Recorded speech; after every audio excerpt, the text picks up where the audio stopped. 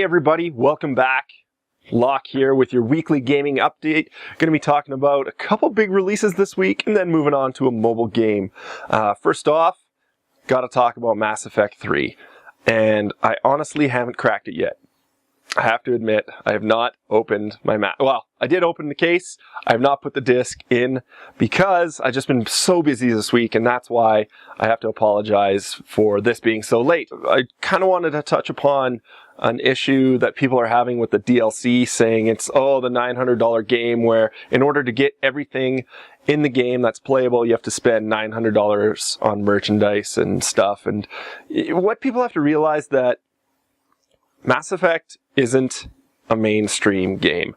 Even though it's showered with praise and, you know, a lot of people like it, and I think it's a must-play series, it still isn't, it doesn't appeal to everyone. It's a very story-heavy game, backed up by some decent shooting now, excluding Mass Effect 1, but it still isn't a mainstream game, so they do have to do all these marketing things like put DLC with pre-orders, put DLC with different retailers, put DLC in it. You know, you get a special thing if you buy it on a Saturday or buy it on a leap year or anything.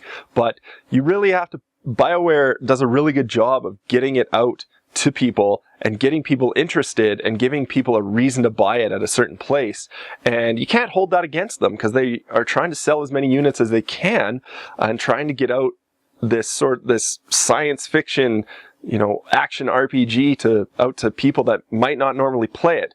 Everyone that's played Mass Effect 1 and 2 is going to play Mass Effect 3, and that's not who they're catering towards. And I think just getting all in a fuss about DLC and all this sort of pre-order stuff and having entitlement to stuff. We don't have entitlement to anything. You don't have to buy it if you don't want to get it.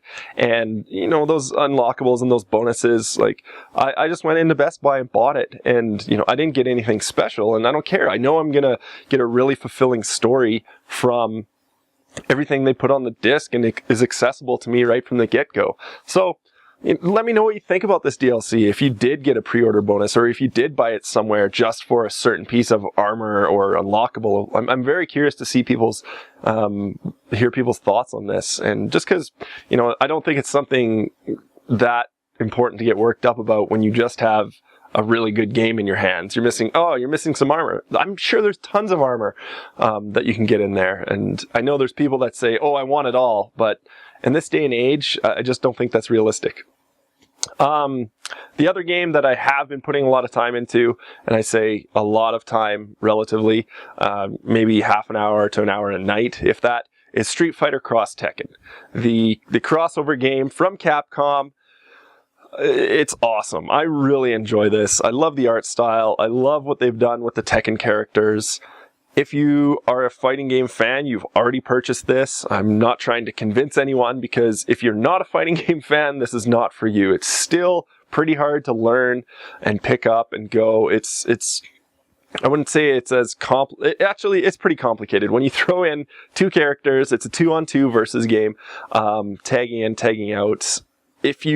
When you throw in tons more characters, and there's a lot of stuff going on and a lot of buttons, and I'm still learning, and I'm excited to learn, and that's why I got it. I really enjoy being able to play with a friend and just controlling one character on a team. That's a lot of fun.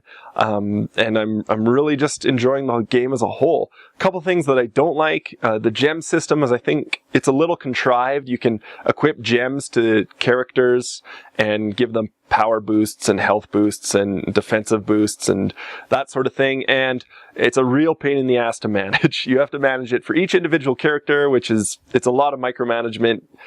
If you're like me, I like to try a bunch of different characters before I get, you know, someone I like, and yeah, that kind of sucks, so I wish it wasn't in there, but whatever. The other thing is that when you're playing online, the sound cuts out and it lags behind. And if you're like me, I do rely a bit on the sound to know what's going on in the game, and it's a big part of the game.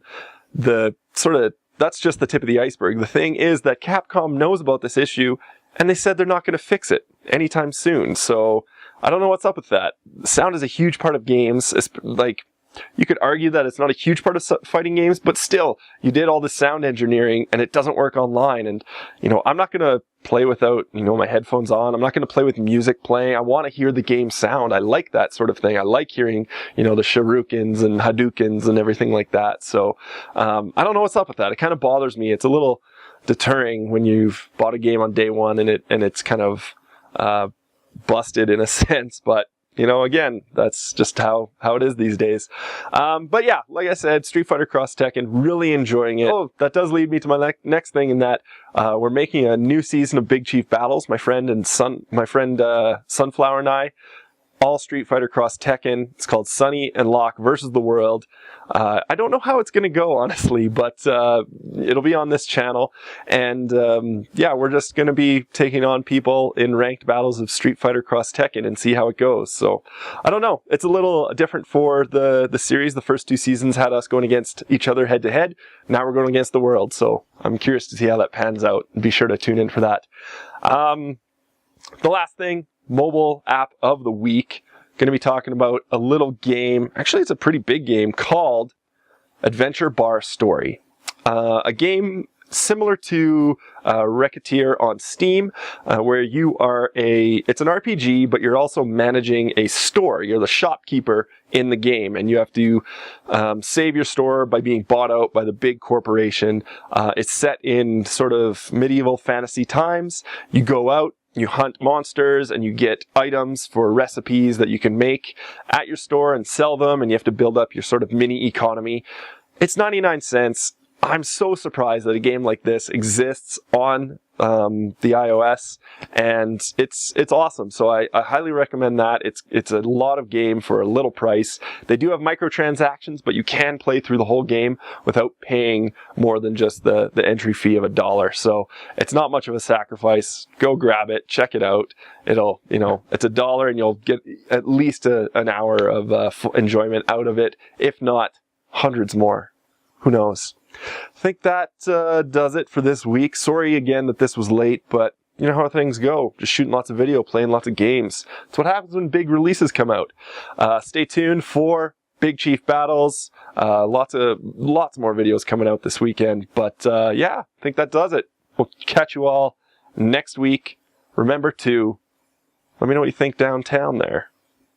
Thumbs it up. We'll see you later. Peace.